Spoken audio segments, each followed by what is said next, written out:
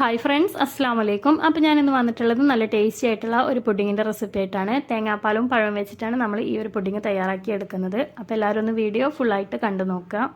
അപ്പോൾ ആദ്യം തന്നെ നമുക്ക് പഴം ഒന്ന് വാട്ടിയെടുക്കാം. അപ്പോൾ അതിനായിട്ടൊരു പാൻ വെച്ചിട്ട് അതിലേക്ക് ഒരു ടേബിൾ സ്പൂൺ നെയ്യ് ഒഴിച്ചു കൊടുത്തിട്ടുണ്ട്. എന്നിട്ട് ഈ ഒരു രീതിയിൽ ഞാനിവിടെ പഴം കട്ട് ചെയ്തെടുത്തിട്ടുണ്ട്. അത് നമുക്ക് ആ ഒരു നെയ്യിലേക്ക് ഇട്ട് കൊടുക്കുക. എന്നിട്ട് നമുക്കിതൊന്ന് നല്ല രീതിക്കാനൊന്ന് വാട്ടിയെടുക്കാം.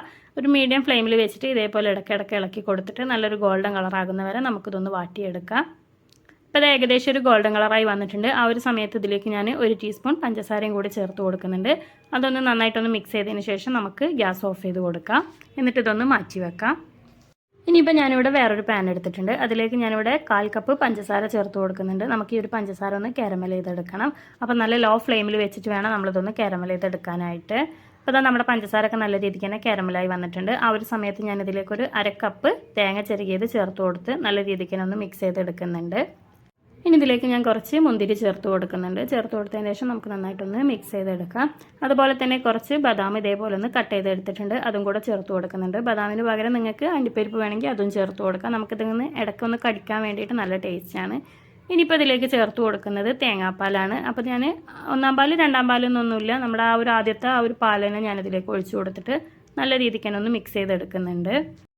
അപ്പം ഞാൻ തേങ്ങാപ്പാലിൽ നിന്ന് ഒരു 1/2 കപ്പ് തേങ്ങാപ്പാൽ ഇവിടെ മാറ്റിയെടുത്തിട്ടുണ്ട്. ഇനി അതിലേക്ക് നമുക്ക് കോൺഫ്ലോർ ചേർത്ത് കൊടുക്കാം. ഞാനിവിടെ ഒരു 2 ടീസ്പൂൺ കോൺഫ്ലോറാണ് ചേർത്ത് കൊടുക്കുന്നത്. ഇനി ഇതൊന്ന് കട്ടയില്ലാതെ നമുക്ക് കലക്കിയെടുക്കാം. അപ്പോൾ ആ ഒരു കലക്കിയെടുത്തിട്ടുള്ള ആ ഒരു കോൺഫ്ലോറിൻ്റെ മിക്സ് നമ്മളിതിലേക്ക് ഒഴിച്ചു കൊടുക്കുന്നുണ്ട്. ഇനി നന്നായിട്ട് ഇതൊന്ന് മിക്സ് ചെയ്ത് കൊടുക്കാം. ഒന്ന് നല്ല രീതിക്ക് തന്നെ ഒന്ന് തിളപ്പിച്ചെടുക്കണം നമുക്ക്. ഇപ്പോൾ തന്നെ നമ്മുടെ മിക്സൊക്കെ ഒന്ന് ഇവിടെ തിളച്ച് തുടങ്ങിയിട്ടുണ്ട്. അപ്പോൾ ആ ഒരു സമയത്ത് ഇതിലേക്ക് 1/2 ടീസ്പൂൺ വനില എസൻസും കൂടെ ചേർത്ത് കൊടുക്കുന്നുണ്ട്. നന്നായിട്ടൊന്ന് മിക്സ് ചെയ്ത് കൊടുത്തിട്ടുണ്ട്. ഇപ്പോൾ തന്നെ നമ്മുടെ ആ ഒരു മിക്സ് നല്ല രീതിക്ക് ഒന്ന് കുറുകി വന്നിട്ടുണ്ട്. ഇപ്പോൾ നമ്മൾ ഈ ഒരു സമയത്ത് ഇവിടെ ഗ്യാസ് ഓഫ് ചെയ്ത് കൊടുത്തിട്ടുണ്ട്. ഇനി ഇതിലേക്ക് നമ്മൾ നേരത്തെ വാട്ടി വെച്ചിട്ടുള്ള ആ ഒരു പഴത്തിൻ്റെ പകുതി ഞാൻ ഇതിലേക്ക് ചേർത്ത് കൊടുക്കുന്നുണ്ട്. എന്നിട്ട് നന്നായിട്ടൊന്ന് മിക്സ് ചെയ്തെടുക്കാം.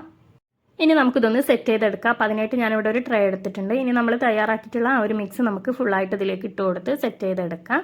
എന്നിട്ട് നമുക്കിനി ഇതൊന്ന് ഡെക്കറേഷൻ ചെയ്യാനായിട്ട് ഞാൻ നേരത്തെ വാട്ടിയെടുത്തിട്ടുള്ള ആ ഒരു പഴത്തിൻ്റെ പകുതി ഞാൻ ഇതിൻ്റെ മുകളിലായിട്ടും ഇട്ട് കൊടുക്കുന്നുണ്ട്. അതുപോലെ തന്നെ കുറച്ച് ബദാം കട്ട് ചെയ്തതും കൂടെ ഇട്ട് കൊടുക്കുന്നുണ്ട്. ഇനി നമുക്കിതൊന്ന് തണുപ്പിക്കാനായിട്ട് നമുക്ക് ഫ്രിഡ്ജിലേക്ക് മാറ്റി കൊടുക്കാം. അപ്പോൾ ഇതാ നന്നായിട്ടൊന്ന് തണുത്തതിന് ശേഷം നമ്മളിവിടെ ഇതൊന്ന് കട്ട് ചെയ്തെടുത്തിട്ടുണ്ട്. കഴിക്കുമ്പോൾ നല്ല ടേസ്റ്റി ആയിട്ടുള്ള ഒരു പുഡിങ്ങാണ്. അപ്പോൾ തീർച്ചയായിട്ടും എല്ലാവരും ഒന്ന് ട്രൈ ചെയ്ത് നോക്കുക. വീഡിയോ ഇഷ്ടപ്പെട്ടാൽ ലൈക്ക് ചെയ്യാനും ഷെയർ ചെയ്യാനും സബ്സ്ക്രൈബ് ചെയ്യാനും മറക്കരുത്.